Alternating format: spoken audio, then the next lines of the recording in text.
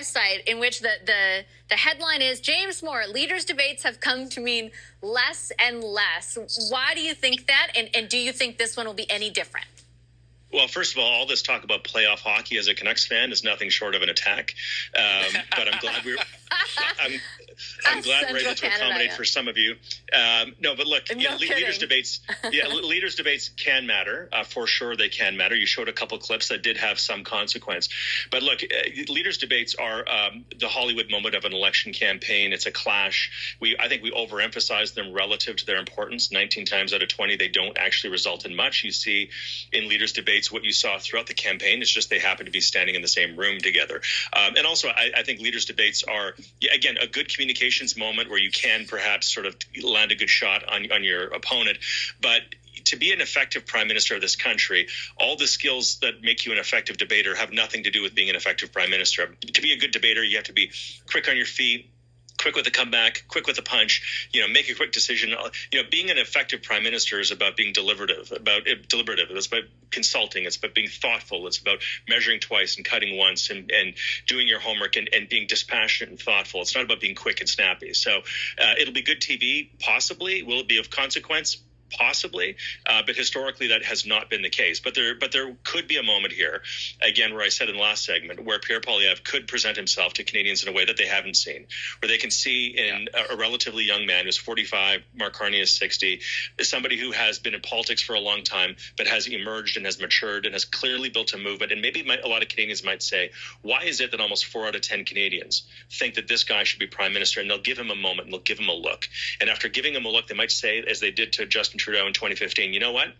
I think this guy's worth a chance, and I think we're worth having a guy like him as prime minister. So there's a door that's open that he could walk through, and we'll have to see.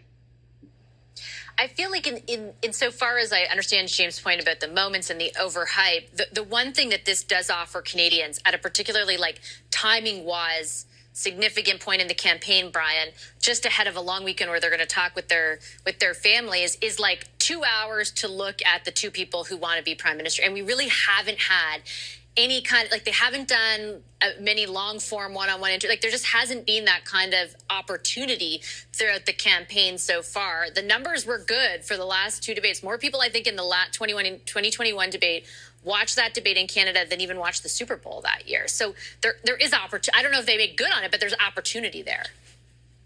Well, first off, I absolutely don't know why, but I just love the fact that the debate got changed, the timing of it. I think that's just so quintessential Canadian. So it's just that's awesome. That's number one. Number two, I agree with James in theory in the sense that debates themselves don't necessarily have a huge impact all of the time, and maybe often they don't.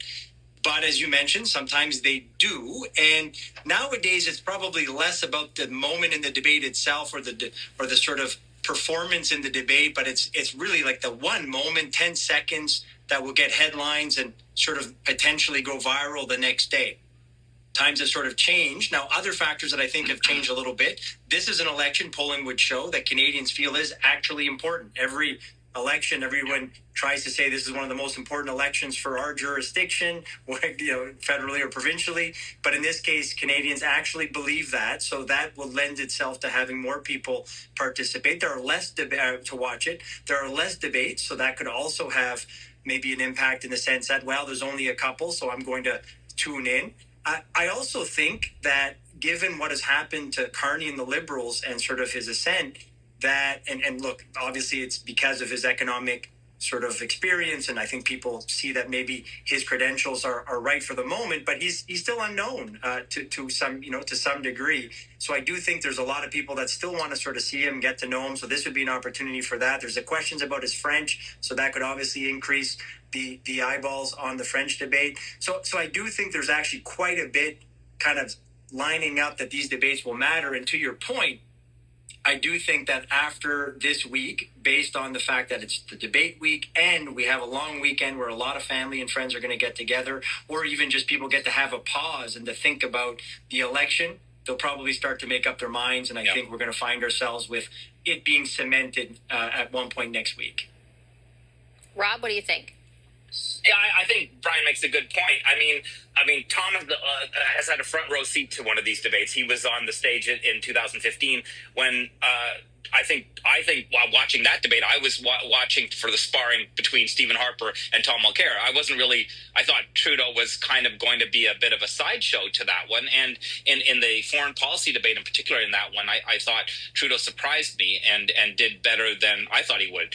And I think a lot of voters, and I don't vote in elections, as you know, Vashi, but I think a lot of voters watched that contest and said, well, that they're going to give Trudeau a try. So I think James makes a very good point. If Poilievre can make an impression to people who aren't sure about him and think maybe he's not ready, then he could close that gap with Mr. Carney. Having said that, it will be very, very hard for Mr. Poilievre to close the gap and then build a lead big enough that he can win a majority government for the Tories. It's going to be very, very tough for him. I just don't see a path to a majority for the Conservatives the way things are set right now. I do see a way they could perhaps win the most seats and win the popular vote, but I don't know about a majority with the NDP and the Bloc being so low.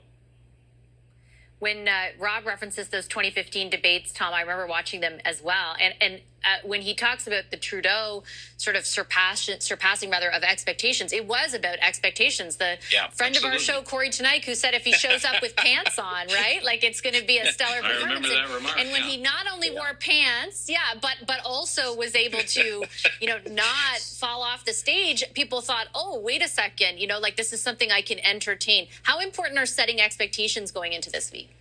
Very important. And you're right to reference the 2015 campaign, because I have a slightly different take from James on that, because Mr. Trudeau had low expectations and they'd been pushed down even further by Mr. Harper. Mr. Harper had asked for and obtained the longest campaign in Canadian history because his working hypothesis was show Trudeau long enough and people will get to say nice hair, but nothing else.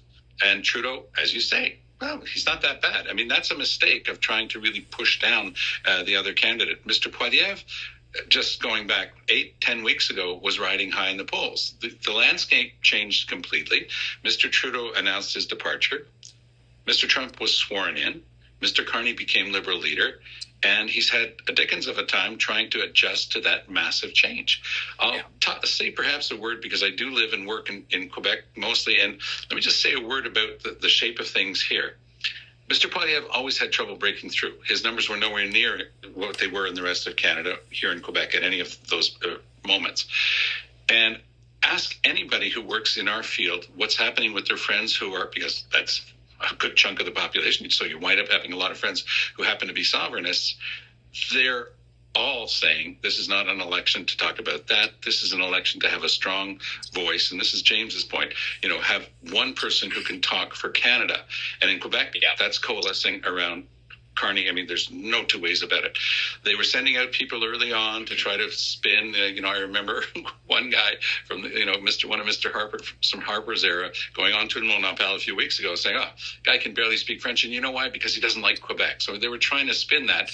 Now, Carney's done several turns on French television. His French is fine, thank you.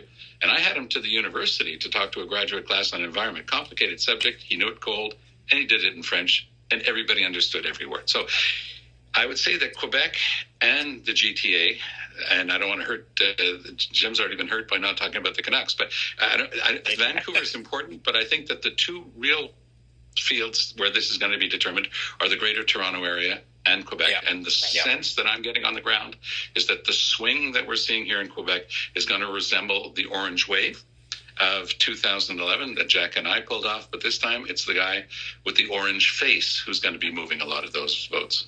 Okay, I got to leave.